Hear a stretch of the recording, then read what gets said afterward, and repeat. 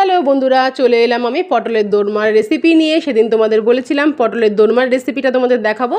এই দেখো, পটলটাকে সুন্দর করে চেঁচে নিয়েছি, ছুলিনি কিন্তু।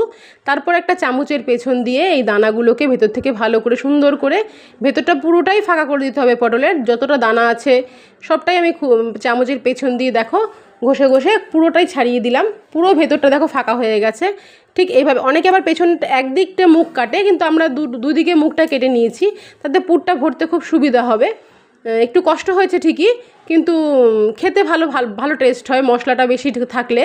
এই দেখো, এবার কড়াইতে তেল গরম করে নিয়েছি। কড়াইতে তেল গরম করে নিয়ে এবার আমি চিংড়ি মাছটাকে ভেজে নেব।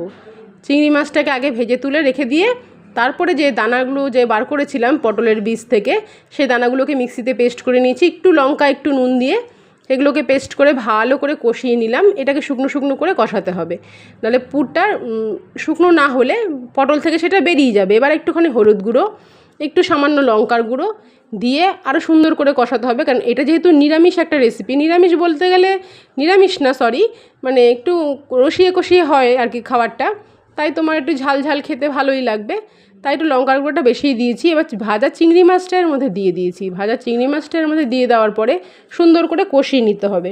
এর ভালো এর মধ্যে যেন একটুকুও জল না থাকে, সুন্দর করে কষিয়ে নিয়ে এই যে পটলগুলো রেখেছি, এই পটলগুলোর মধ্যে এবার আমি এগুলোকে পুর ভেবে ভরবো।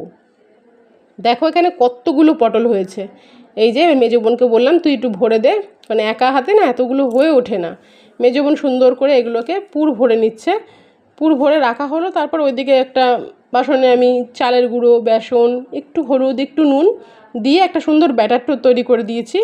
তা ওদিকে আমি ব্যাটারটা তৈরি করে নিচ্ছি, মেজো বোন এদিকে পুরটা ভরে নিচ্ছে। তা মাকে বললাম, মা তুমি এটা খুব সুন্দর করে মুখটা আটকে দাও। এদিকে মাও আটকে নিচ্ছে। কারণ তোমরা হয়তো ভাবতে পারো যে একই পটলের দোরমা তিনজনে মিলে, মা বোন আর দিদিভাই মিলে করছে। কিছু করার নেই, সেদিনকে বোনের বাড়িতে অনেক রান্নাবান্না ছিল, অনেক কাজ ছিল, তাই তিনজনে মিলে আমরা এই কাজটা কমপ্লিট করেছি। কথায় বলে না, সবে মিলে করি কাজ, হাঁড়ি জিতি নাহি লাজ, সেটাই হচ্ছে অবস্থা। তাই একটা দুটো তো নয়, এখানে প্রায় 1.5 কেজি মতন পটল ছিল। 1.5 কেজি মতন পটলের দোরমা করা হয়েছে। একা হাতে খুবই কষ্ট হয়ে যেত। এবার তেলটাকে গরম করে নেওয়া হয়েছে। দেখো তেলটাকে গরম করে নিয়ে পটলগুলোকে আস্তে আস্তে ছেড়ে দিলাম। দেখো কি সুন্দর করে ভাজা হচ্ছে পটলগুলো। কিন্তু খুব বেশি হাই ফ্লেমে দেওয়া যাবে না, গ্যাসটাকে লো ফ্লেমেই রাখতে হবে। লো ফ্লেমে রেখে পটলটাকে ভেজে তুলেছি। পটল ভাজা হয়ে গেছে। এইবার কড়াইতে সুন্দর করে অনেকগুলো পেঁয়াজ দিয়ে দিয়েছি। পেঁয়াজটা ভালো করে তেলে কষে গেলে মশলা যেরকম আদা, জিরে, লঙ্কা, রসুন অল্প করে দিয়ে একটু টমেটো সসও এর মধ্যে দিয়ে দিলাম, দিয়ে সুন্দর করে কষিয়ে নিচ্ছি।